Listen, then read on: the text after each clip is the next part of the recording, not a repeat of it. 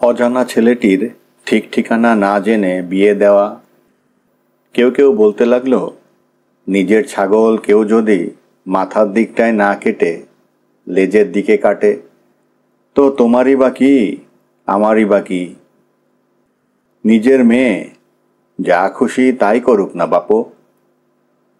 কিন্তু মুরব্বি মাতব্বরেরা ছাড়লেন না। তাঁদেরও দু একজন গৌরীর মাকে নিভৃতে ডেকে নিয়ে প্রশ্ন করলেন। গৌরীর মা তাঁদেরও ঠিক সেই এক কথা বলেই চুপ করিয়ে দিলেন।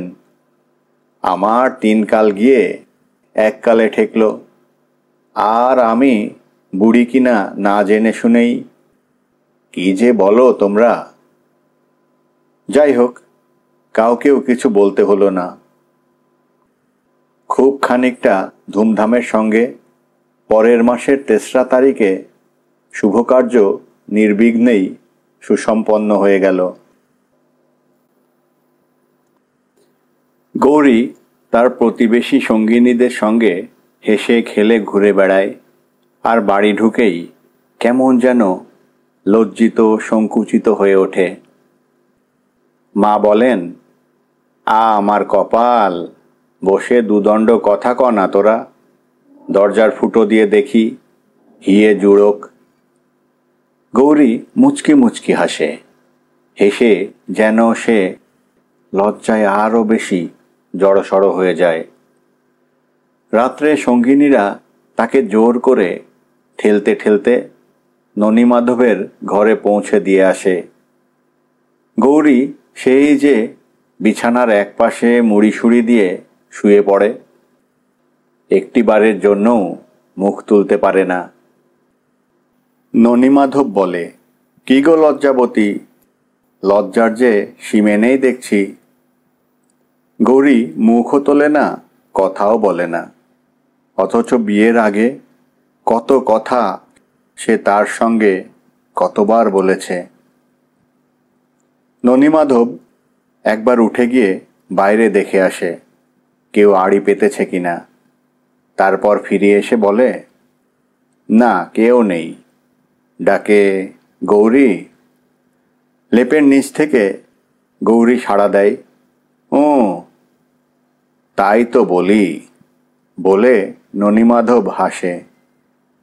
গৌরী ধীরে ধীরে লেপের তলা থেকে মুখ বের করে বলে, আজ এমন মজা হলো। মা বলে, তোরা দুজনে কথা ক, আমি দেখি। বলে ফিক ফিক করে হাসতে হাসতে আবার লেপের তলায় মুখ লুকায়। দুষ্টুমি করে ননীমাধব লেপটা তুলে ধরে। গৌরী হেসে বলে, বাহ রে, আমার শীত করে না।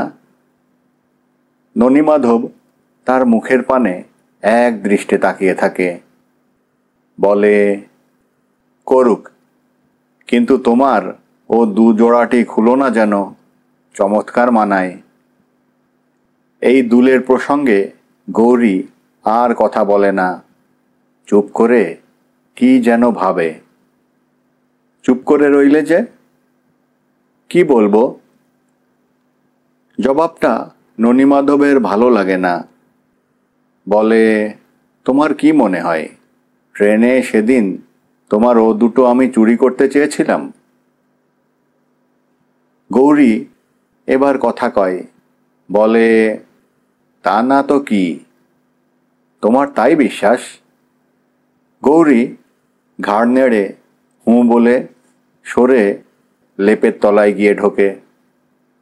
কথাটা চাপা দেবার জন্য ননীমাধব অন্য কথা পাড়তে চেষ্টা করে, কিন্তু সব তার বিফল হয়ে যায়। গৌরী চুপ করে থাকে। ননীমাধবের আর ঘাঁটাঘাঁটি করতে ইচ্ছে করে না। ইচ্ছে না হলেও গৌরীর এই বিশ্বাসের কথাটা তার মনের মধ্যে কেমন যেন নিষ্ঠুরভাবে চেপে বসে। অনেকক্ষণ ধরে ওই কথাটাই মনের মধ্যে ঘোরাফেরা করে। রাত্রে ভালো ঘুম হয় না। এমন করে নবপরিণীত বরবধূর প্রেমালাপের সূত্র কোথায় যেন ছিন্ন হয়ে যায়। সেদিন রাতে কথাবার্তার মাঝখানে ননীমাধব হঠাৎ বলে বসে, আমার কি ইচ্ছে করে জানো গৌরী, আমি কোথাও কোন দূরদেশে চলে যাই। তুমি চিঠিপত্র লিখবে, আমি তার জবাব দেব। আবার তুমি লিখবে, আমি জবাব দেব। এমন করে আমাদের চিঠি লেখালেখি চলবে। তারপর হঠাৎ একদিন আমি এসে হাজির হব। কেমন? গৌরী ঘাড় নেড়ে বলে, হ্যাঁ। ননীমাধব জিজ্ঞেস করে, আমি কাছে থাকব না, তোমার মন কেমন করবে না তাতে? এবারেও গৌরী ঘাড় নেড়ে বলে, হ্যাঁ করবে। বলেই একটুখানি থেমে জিজ্ঞেস করে, কোথায় যাবে? যাব না কোথাও, এমনি বলছিলাম, যদি যাই। গৌরী তার মুখের কাছে মুখ নিয়ে গিয়ে বলে, না তুমি যেও না।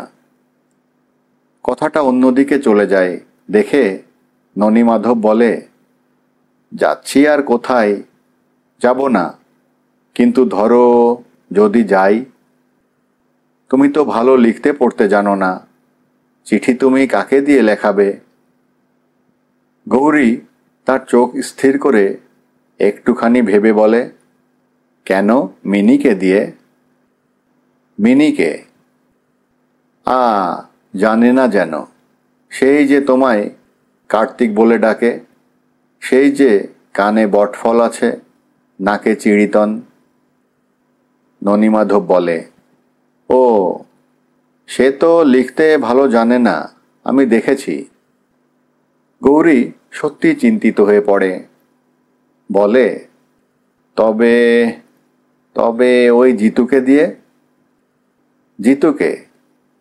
মিনির ভাই গো, ওইটুকু ছেলে, 3rd ক্লাসে পড়ে। হুঁ বলে ননীমাধব সহসা গম্ভীর হয়ে পড়ে এবং তাকে চুপ করে থাকতে দেখে গৌরীর কি যেন মনে হয়। বলে, তোমার গিয়ে কাজ নেই। ননীমাধব নিষেধ করে, বলে, তুমি ছেলে মানুষ নও, যেও না ওদের সঙ্গে, পাড়ার মেয়েগুলো ভালো নয়। গৌরী ভাবে কথাটার প্রতিবাদ করে, কিন্তু প্রতিবাদ সে করতে পারে না, মুখ বুজে চুপ করে থাকে। ননীমাধব বলে, চুপ করে রইলে যে? ঘাড় নেড়ে গৌরী বড় দুঃখেই জানায়, বেশ যাব না তাহলে। সঙ্গিনীরা দুপুরে ডাকতে আসে। গৌরী বলে, না ভাই, এইখানেই খেলা করি আই। মিনি বলে, কেন ওলা, বাড়ি ছেড়ে আর বুঝি তোর নড়তে ইচ্ছে করে না? গৌরী লজ্জিত হয়ে হেসে বলে, ধ্যাত, তা কেন, তবে আর কি, চল। বলে মিনি তাকে একরকম জোর করেই ধরে নিয়ে যায়। পথ চলতে চলতে মিনিকে সে একটুখানি দূরে নিয়ে গিয়ে কাঁধে হাত দিয়ে চুপি চুপি বলে, ও বারণ করেছে ভাই। মিনি বলে, ও মা গো, কেন, আমরা কি তোকে খেয়ে ফেলবো নাকি? গৌরীও বলে, কে জানে ভাই, কি রকম যে মানুষ। ননীমাধব আবার আর একদিন বারণ করে। বললাম তবু শুনলে না তো। কথাটা গৌরীর মনেই ছিল না। বলল, কি ভুলে গেছ? তা যাবে বই কি। গৌরী মনে করবার চেষ্টা করতে থাকে। বলে, ও সেই কথা, আচ্ছা আর যাব না, দেখো। দুদিন সত্যিই সে যায় না। 3 দিনের দিন সে এক ভারী মজার ব্যাপার ঘটে। কোথা থেকে একদল বিদেশি ভ্রমণকারী এসে সারা গ্রামখানা একেবারে ছেয়ে ফেলেছে। পুরুষেরা সারা গায়ে ছাই মেখে, মাথায় জটা পরে, হাতে কমণ্ডলু নিয়ে সাধু সেজে বাড়ি বাড়ি ভিক্ষা করে বেড়ায়, আর রং বেরঙের ঘাগরা পরা মেয়েগুলো সারা দুপুরবেলাটা গ্রামখানিকে গুলজার করে রাখে। কেউ বা বুড়ো বুড়িদের বাতের ঔষধ দেয়, ধনেশ পাখির তেল বিক্রি করে, কেউ বা স্বামী বশ করবার সিঁদুর দিতে চায়, কেউ বা শত্রু দমন করবার মন্ত্র জানে, কেউ বা পুত্রহীনা নারীর বন্ধাত্ম ঘুচাতে পারে, কেউ বা বিড়বিড় করে মন্ত্র পড়ে চোখের সামনে অদ্ভুত সব খেলা দেখায়। মিনি বলল, চল ভাই দেখে আসি। গৌরীর ইচ্ছে ছিল 16 আনা, তবু সে ভয়ে ভয়ে বলল, না ভাই। মরণ, ছুঁড়ি ভয়েই মলো। গৌরী কি যে বলবে, কি যে করবে, কিছুই বুঝতে পারল না। মিনির মুখের পানে ফ্যালফ্যাল করে তাকিয়ে রইল। মিনি বলল, চল ভাই চল, দেখতে তো পাবে না, জিজ্ঞেস করে তো বলবি যাইনি, ব্যাস ফুরিয়ে গেল। পরামর্শ মন্দ নয়। গৌরী বলল, চল তবে। এ বাড়ি সে বাড়ি ঘুরে তারা শেষে অনেক কষ্টে সুবেশীদের বাড়ি গিয়ে দেখে গোলাপি রঙের ঘাগরা পরা একটি মেয়ে সেখানে তার তল্পি তল্পা খুলে ভেলকিবাজি দেখাতে শুরু করেছে। হাতে কিছুই নেই, দেখতে দেখতে মন্ত্র পড়ে ফুঁ দিতেই টাকা বের হয়। টাকা হঠাৎ মার্বেলের গুলির আকার ধারণ করে। মার্বেলের গুলি অদৃশ্য হয়ে গিয়ে একটি পুতুল হয়, আবার সেটাও উড়ে গিয়ে ক্রমাগত ডিম বের হতে থাকে। কোথা থেকে আসে এবং কোন দিক দিয়ে যে উড়ে যায় কিছুই টের পাবার উপায় নেই। তারপর এমনি করে একটির পর একটি কত রকমের কত অদ্ভুত খেলা দেখানো চলে। অবাক হয়ে সকলে সেই বিদেশি মেয়েটার মুখের পানে হাঁ করে তাকিয়ে থাকে। দু একটা মেয়ে তার কৌশল ধরে ফেলে তাকে জব্দ করার চেষ্টা করে, কিন্তু না পেরে শেষে নিজেরাই অপদস্থ হয়ে সরে দাঁড়ায়। মিনি বলল, কেমন, আসতে চাইছিলি না যে? গৌরী বলল, হ্যাঁ ভাই। ঘুরে ফিরে এর ওর বাড়ি গল্প করে বাড়ি যখন তারা ফিরল তখন প্রায় সন্ধ্যা। রাত্রে ননীমাধব জিজ্ঞাসা করল, গিয়েছিলে আজ? কি জবাব দেবে বুঝতে না পেরে সে এমন ভাব দেখালো কথাটা যেন সে শুনতে পায়নি। বলল, কি, কোথা? গম্ভীরভাবে ননীমাধব বলল, বেড়াতে। অম্লান বদনে গৌরী ঘাড় নেড়ে বলে ফেলল, না। ননীমাধব আর কোনো কথা জিজ্ঞেস করল না। ফাগুন মাসে মিনির বিয়ে। হ্যাঁ গা, মিনি আমার অতদিনের বন্ধু, ওর বিয়ে দেখতে যাব তো। তা যদি না যেতে দাও তাহলে ভারী অন্যায় হবে কিন্তু। ননীমাধব বলল, আমি কি তোমায় বেঁধে রেখেছি? গৌরী বলল, তাই আমি বলছি বুঝি। ননীমাধব চুপ করে রইল। গৌরী তার ভয়ে কিছুক্ষণ কথা বলতে পারল না। তারপর সাহস করে আবার জিজ্ঞেস করল, যাব তো। যেও, কিন্তু বেশিক্ষণ থেকো না যেন। বাসর জাগিও না, দূর থেকে বর দেখবে, দেখেই চলে আসবে। গৌরী ঘাড় নেড়ে বলল, বেশ। অনুমতি পেয়ে গৌরী বর দেখতে গেল। কথা রইল মা নিজে গিয়ে তাকে নিয়ে আসবেন। মিনি তার ছেলেবেলার সঙ্গী, পাড়ার যত মেয়ে সেখানে এসে জুটেছে। কত আমোদ, কত আহ্লাদ। সেসব ছেড়ে সহজে বাড়ি ফিরতে তার ইচ্ছে করছিল না। অথচ মা হয়তো এখনই ডাকতে আসবেন, না ফিরলেও নয়। এত আনন্দের মাঝখানেও তার বুকের ভেতরটা কেমন যেন খচখচ করতে লাগলো। বরকন্যার হাতে হাত বেঁধে দিয়ে পুরোহিত মন্ত্র উচ্চারণ করছেন। শুভদৃষ্টি তখনও বাকি। এমন সময় লণ্ঠন হাতে নিয়ে তার মা এসে উপস্থিত। তাকে দেখা মাত্র গৌরীর বুকের ভেতরটা কেমন যেন ধক করে উঠল। গৌরীর মা আসতেই বর্ষীয়সী মেয়েরা তাকে ঘিরে ধরল। এসো মা, এসো, তুমি না এলে কি? মা বললেন, হ্যাঁ মা, আসতাম এতক্ষণ, কিন্তু জামাই রয়েছে ঘরে বাছা, না খেয়ে শুয়ে তো আসতে পারি না মা। কই বর দেখি? ছানলাতলায় একটুখানি দূর থেকে লণ্ঠন তুলে মা বর দেখলেন।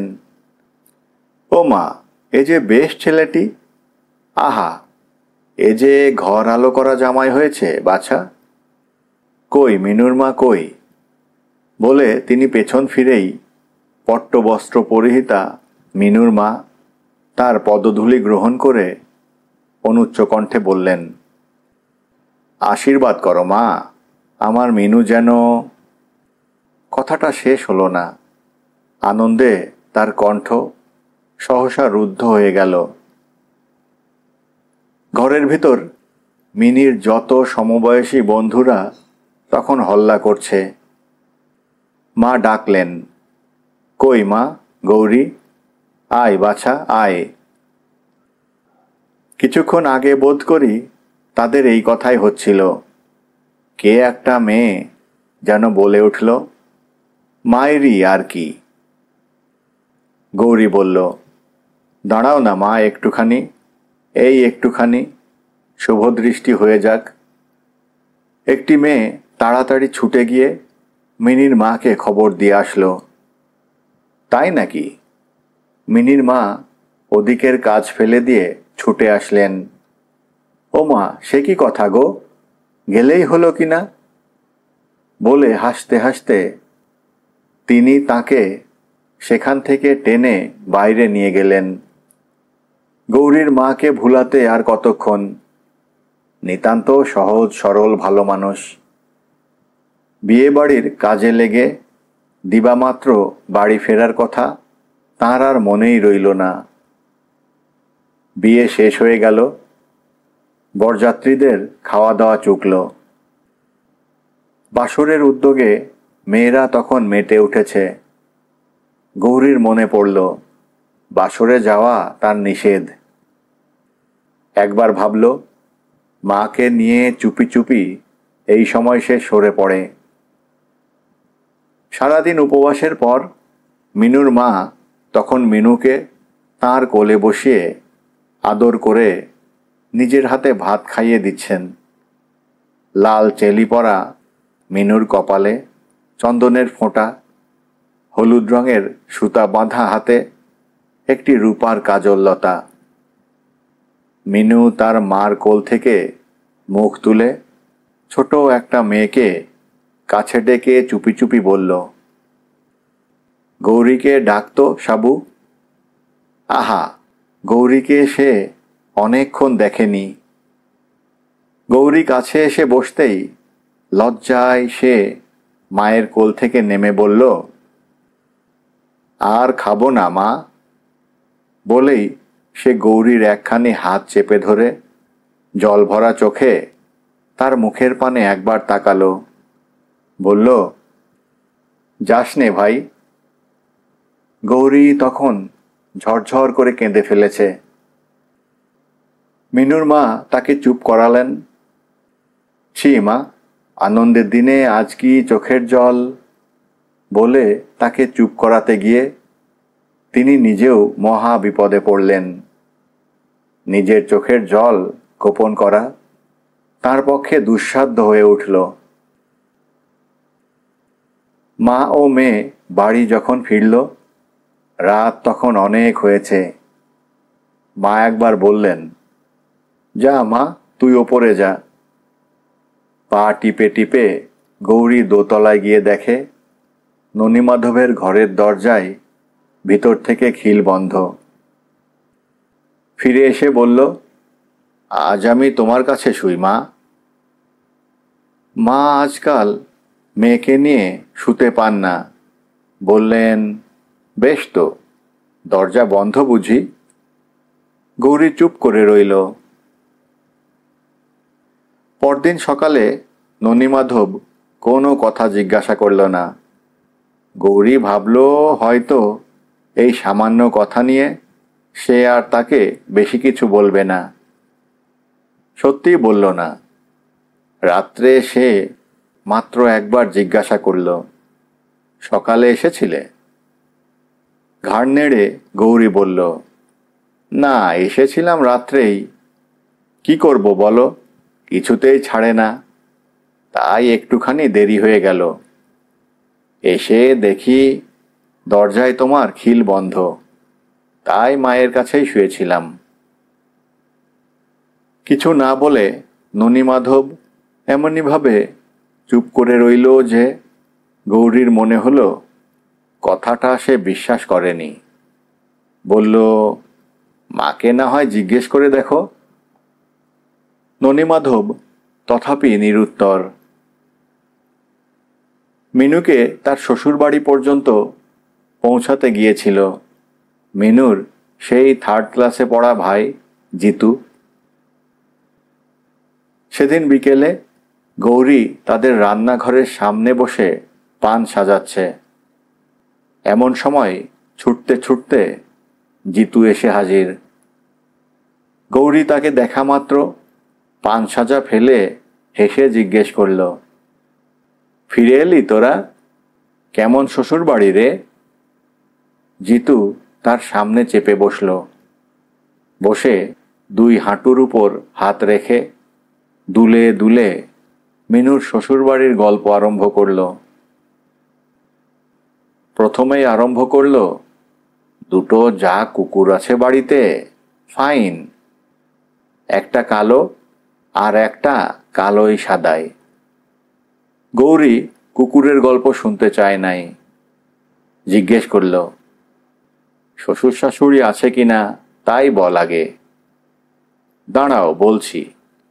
বলে কুকুর দুটো যে নতুন মানুষ দেখলেই চিৎকার করে এবং তাকেও যে দিনকতক অত্যন্ত বিব্রত করে তুলেছিল। প্রথমে সে কথাই বলল, পরে জামাইবাবু কেমন করে তাদের সঙ্গে তার ভাব করিয়ে দিলেন। অঙ্গভঙ্গি সহকারে তার বিস্তারিত বর্ণনা করে বলল, হ্যাঁ, শ্বশুর আছে, শাশুড়িও আছে। বলেই জিতু মুখ বাড়িয়ে গৌরীর কানের কাছে চুপি চুপি বলল, শাশুড়ি ভারী বজ্জাত, এমন উঁচু উঁচু দাঁত, যেমন কালো তেমনি মোটা।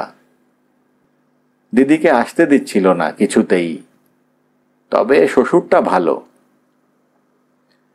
পানে সুপারি দিতে দিতে গৌরী জিজ্ঞাসা করল, মিনু কাঁদেনি তো সেখানে গিয়ে? বাহ, কাঁদবে কেন? বলে আবার সে তার কানের কাছে মুখ নিয়ে গেল। বলল, জামাইবাবু যে খুব ভালোবাসে। গৌরীর মুখখানা হঠাৎ লাল হয়ে উঠল। হেসে বলল, যা, তোকে যেন ওই কথা আমি জিজ্ঞেস করেছি। জিতু বলল, দিদি তোকে যেতে বলেছে। গৌরী হেঁট মুখে পানের খিলি করতে করতে ভাবতে লাগল, যেতে এসে পারবে কি না কে জানে। জিতু ভাবল কথাটা সে বিশ্বাস করেনি। বলল, মাইরি বলছি, যাস যেন। বলেই হাত বাড়িয়ে একেবারে যতগুলো পান হাতে ওঠে একসঙ্গে ততগুলো তুলে নিয়ে জিতু পলায়ন করছিল। অতগুলো নিস নে বলে হাঁ হাঁ করে গৌরী তার হাত থেকে পানগুলো কেড়ে নিতে গেল, কিন্তু জিতুও ছাড়বার পাত্র নয়।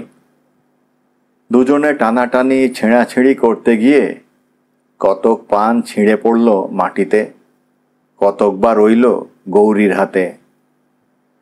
গোটা 2 পান একসঙ্গে মুখে পুরে দিয়ে হাসতে হাসতে জিতু ছুটে পালালো।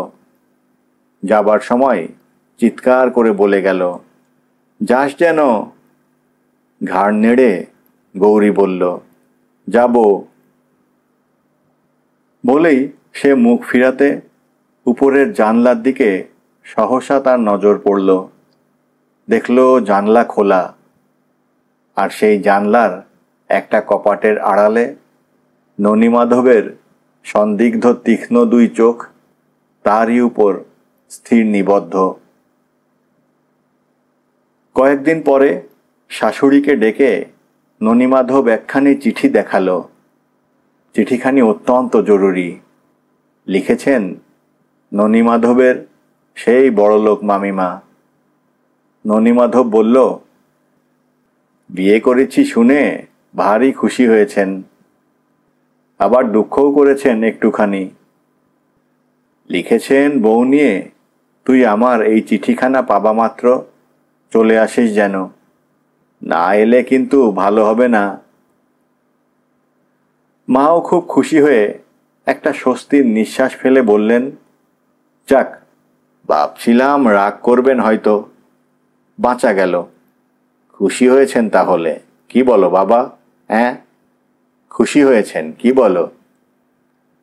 এই বলে আহ্লাদে একেবারে আটখানা হয়ে চিঠিখানি মা একবার হাতে করে তুলে নিলেন।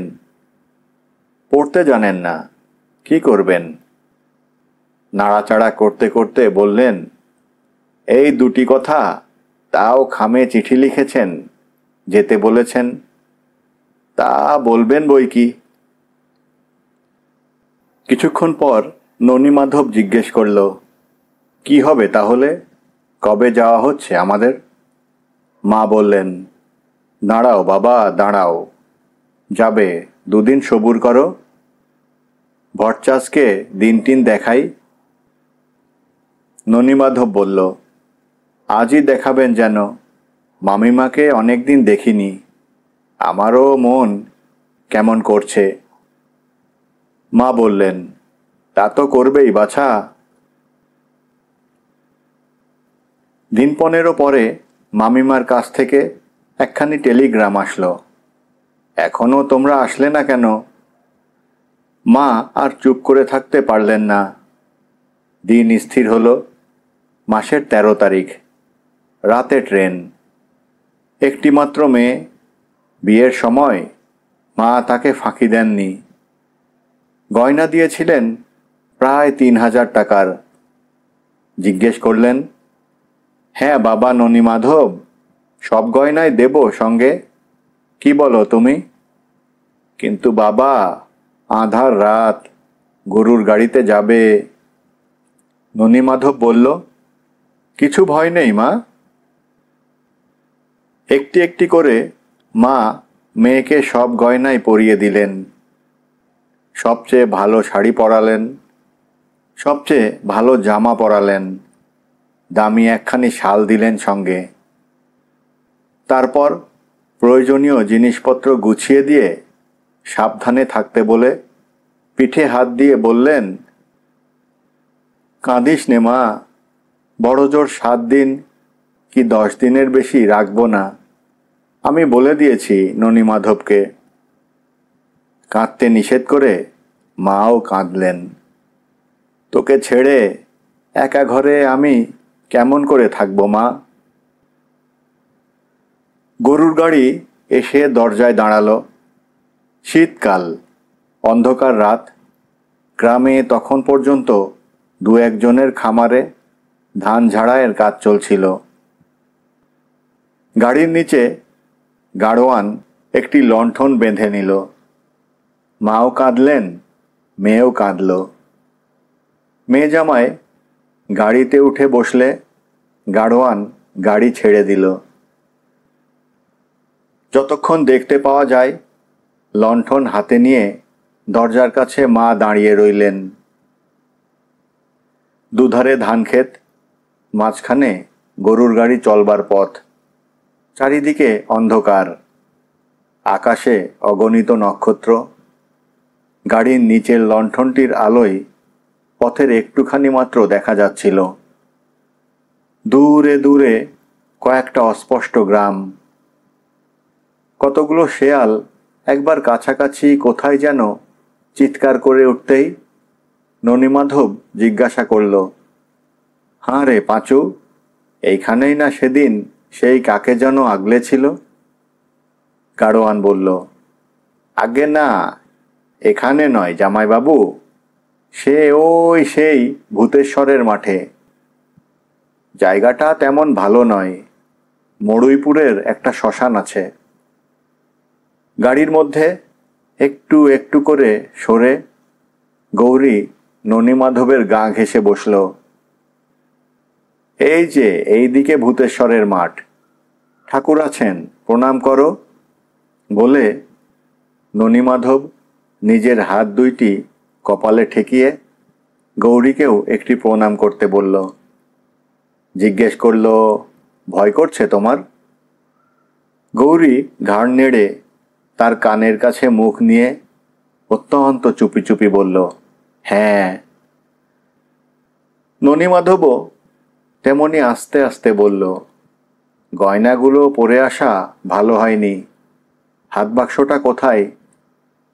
এই যে বলে গৌরী হাত বাড়িয়ে বাক্সটা ননিমাধবের হাতের কাছে এগিয়ে দিল।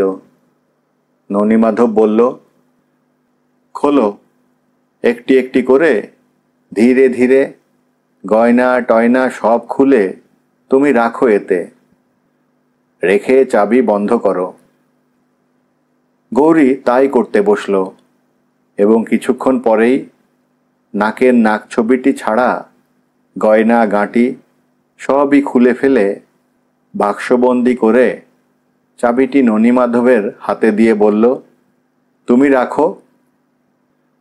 ননিমাধব বলল, চাবি থাক না তোমার কাছে। গৌরী ঘাড় নেড়ে চুপি চুপি বলল, না, যদি কেড়ে নেয়। বলে ফিক করে একটুখানি হাসল। অন্ধকারে সে হাসির কিছু দেখা গেল না, কিন্তু গৌরীর মাথাটা তার কোলের উপর ঢলে পড়তেই ননিমাধব ধীরে ধীরে তা কোল থেকে নামিয়ে দিয়ে বলল, ঘুম পাচ্ছে তো, শো ওইখানে। গাড়ি স্টেশনে এসে পৌঁছল। সেই স্টেশন।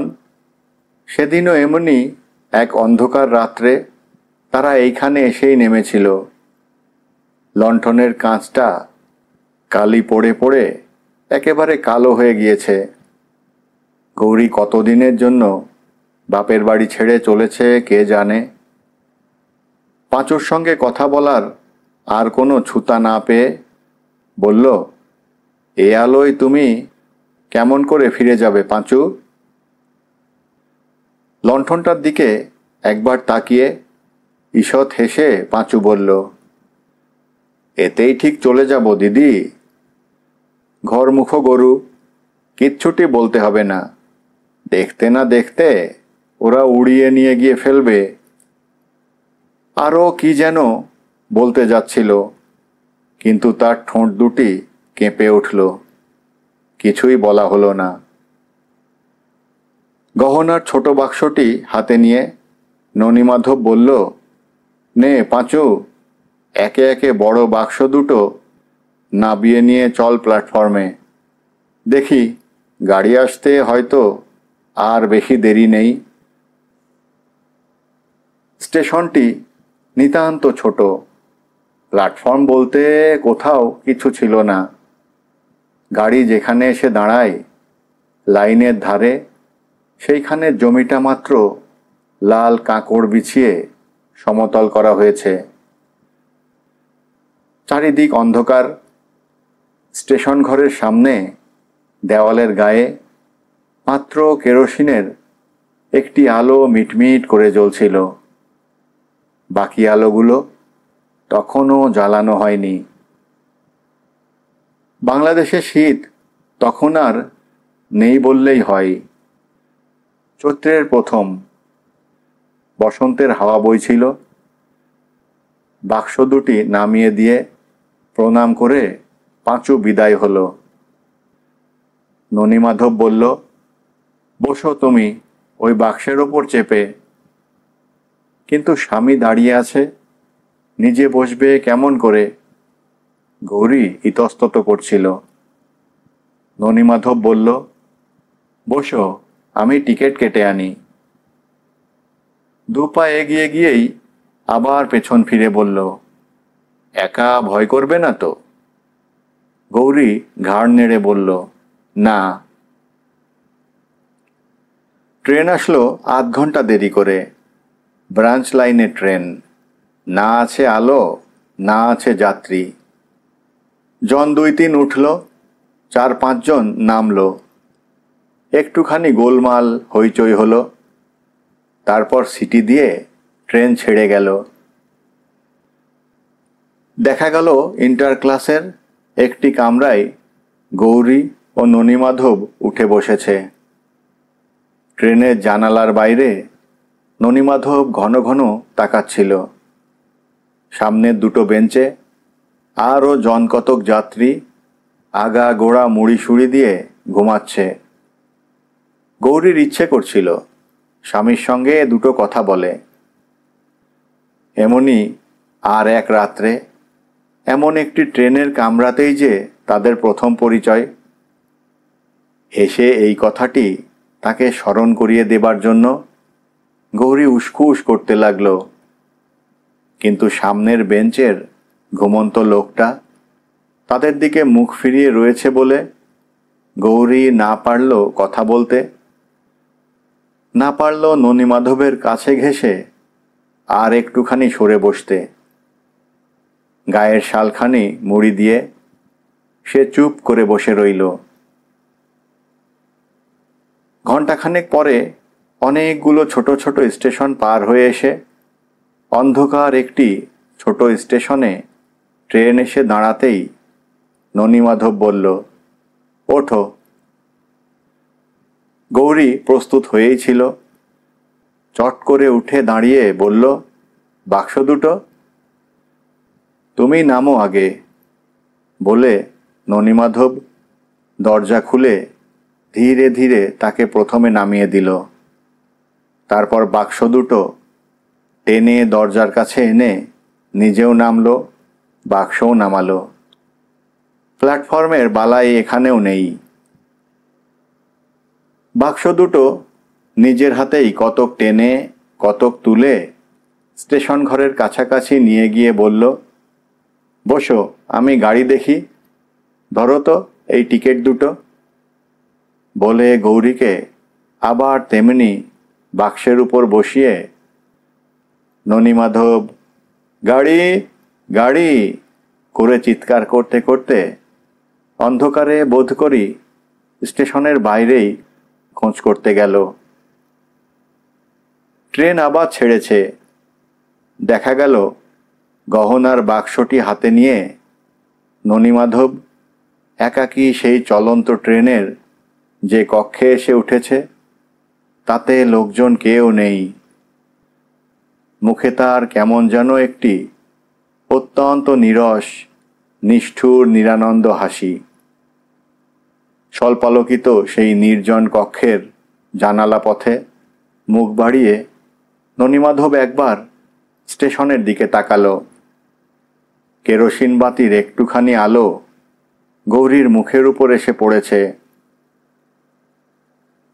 বাক্সের ওপর সবুজ রঙের শালখানি গায়ে দিয়ে তখনও সে ঠিক তেমনিভাবে নিশ্চল পাষাণ মূর্তির মতো বসে, স্বামীর আগমন প্রতীক্ষায়। অন্ধকারের দিকে ব্যাকুল একাগ্র দৃষ্টি তখনও তার নিবদ্ধ। এই বয়সন্ধিগতা কিশোরীর, এবং শুধু এই কিশোরীর কেন, সমগ্র নারী জাতির নিষ্ঠা ও ভালোবাসার উপর আস্থা তার অনেক দিন হতেই নেই। আজও তাই সে তার দৈনন্দিন ঘটনার মতোই অত্যন্ত সহজভাবে গৌরীকে পরিত্যাগ করে এসে নিশ্চিন্ত নীরবে গহনার বাক্সটি কোলের উপর চেপে ধরে চুপ করে বসে আছে। কিন্তু এমনই মজা, গৌরীর মুখখানি তার চোখের সামনে থেকে যতই ঝাপসা হয়ে আসে, ননীমাধবও জানলার বাইরে দ্রুত বেশি করে তার গলা বাড়িয়ে দেয়। কিন্তু সে আর কতক্ষণ? গাড়ির বেগ ক্রমশ দ্রুততর হতে লাগল। ননীমাধবের চোখের সামনে থেকে গৌরীর সেই একাগ্র উন্মুখ দুটি চোখ অদৃশ্য হলো। মুখখানি অদৃশ্য হলো, দেহ অদৃশ্য হলো। সবুজ রঙের শালের নিচে গৌরীর অলক্তকরঞ্জিত শুভ্র পা, টিনের তোরঙ্গ, কেরোসিনের আলো। দেখতে দেখতে পেছনের অন্ধকারের মধ্যে বিলীন হয়ে গেল। হু হু করে বাতাস বইতে লাগল। দুপাশের ঘন বনবেষ্টিত গ্রাম, দিগন্ত বিলীন শস্যশূন্য উন্মুক্ত প্রান্তর, শুষ্ক ধানের ক্ষেত, সকলের উপরেই অন্ধকারের গাঢ় আস্তরণ ক্রমশ আরও গাঢ়তর হয়ে উঠল। গত 15 বছরের ইতিহাসে নিষ্ঠুরতার কাহিনী যে তার জীবনে একেবারেই নাই তা নয়, তবে মানুষের জীবন নিয়ে এমন খেলা সে কোনোদিন খেলেছে বলে তার মনে হলো না। গয়নার বাক্সটার উপর হাত পড়তেই কিছুক্ষণ পূর্বে যে মুখ তার বিগত জীবনের মতোই পেছনের অন্ধকারে মিলিয়ে গেছে, সেই গৌরীর মুখখানায় তার আবার মনে পড়ল। মনে পড়তেই কেমন যেন একটা শুষ্ক অসাড়তায় মাথার ভেতরটা তার ঝিমঝিম করতে লাগলো। গাড়ি তখন খুব জোরে চলেছে। গাড়ির ঝকঝক ঝকঝক শব্দ নির্জন কক্ষের সেই একক যাত্রীটির দুই কানের ভেতর দিয়ে, বুকের উপর দিয়ে ধক ধক করে বাজতে বাজতে কোথায় যেন অতি নিষ্ঠুরভাবে আঘাত করতে লাগলো। কে করলো কে জানে। এই অভাবনীয় ব্যাপারে ননীমাধবের বিস্ময়ের আর সীমা রইল না। গাড়িতে ওঠার সময় নারী জাতির উপর তার আবাল্য সঞ্চিত বিদ্বেষের, তার পঞ্জীভূত ঘৃণার চমৎকার প্রতিশোধ নিয়েছে ভেবে যে আনন্দ যে অনুভব করেছিল, হঠাৎ না জানি কেন সেই আনন্দের আবেগ কেমন যেন এক প্রাণান্তকারী নির্মম বেদনায় রূপান্তরিত হয়ে তার সমস্ত অন্তঃকরণটিকে মুহূর্তের মধ্যে আচ্ছন্ন করে ফেলল। শ্বাসরোধ হবার উপক্রম হতে লাগল। বাইরে সূচিভেদ্য ঘন অন্ধকার পরিবেষ্টিত বিশাল বহিঃপ্রকৃতির মাঝখানে নিঃসহায় নিরবলম্বন নিরপরাধ একটি বালিকার বেদনা পরিম্লান দুটি সজলপক্ষ চোখ, একটি ব্যথিত করুণ মুখচ্ছবি ব্যতীত তার মনশ্চক্ষুর সামনে আর কোথাও কিছু অবশিষ্ট রইল না। গয়নার বাক্সটা একবার মাত্র হাতে করে তৎক্ষণাৎ তা দূরে সরিয়ে দিল। ট্রেনের গতি তখন আরও বেড়েছে। এইবার বহু দূরে জংশন স্টেশন। আর একবার সে জানলার বাইরে তাকালো। গাড়ি তখন একটি নদীর পুলের উপর দিয়ে সশব্দে চলেছে। পেছনে ঘন অন্ধকার। নদী তীরের বায়ু হিল্লোলিত শুভ্র কাশগুচ্ছের অস্পষ্ট শুভ্রতা। সামনে বহু দূরে একটি ডিস্ট্যান্ট সিগন্যালের রক্তিম আলো। ও যেন সেই পরিত্যক্তা গৌরীর দুটি ব্যথিত পাণ্ডুর চোখের মতো জ্বলজ্বল করছে। ননীমাধব কোনো প্রকারেই সেদিক থেকে মুখ ফেরাতে পারল না। কিন্তু বাসন্তীর মুখখানা এখনও তার মনে আছে। মায়ার কথাও বিস্মৃত হয়নি। ও মেয়ে সেই তাদেরই জাত, এই কথা ভেবে সে জোর করে চোখ বুজল। চোখ বুজেও নিস্তার নেই। বন্ধ চোখের সামনে মসীকৃষ্ণ ঘন অন্ধকারের দুর্ভেদ্য জবনিকা ভেদ করে সে আলোকে যেন তার অন্তরের মাঝখানে প্রবেশ করতে চায়। এতদিন পরে সত্যিই তার মনে হতে লাগল, পৃথিবীব্যাপী এই বিরাট মিথ্যাচারের বাইরে সত্যবস্তু হয়তোবা কোথাও কিছু থাকতেও পারে। পরের স্টেশনে ট্রেন এসে দাঁড়াতেই সে নেমে পড়ল। একটা লোককে জিজ্ঞাসা করল, ফিরে যাবার ট্রেন কখন মশাই? লোকটি বলল, জানি না, আর কাউকে জিজ্ঞেস করুন।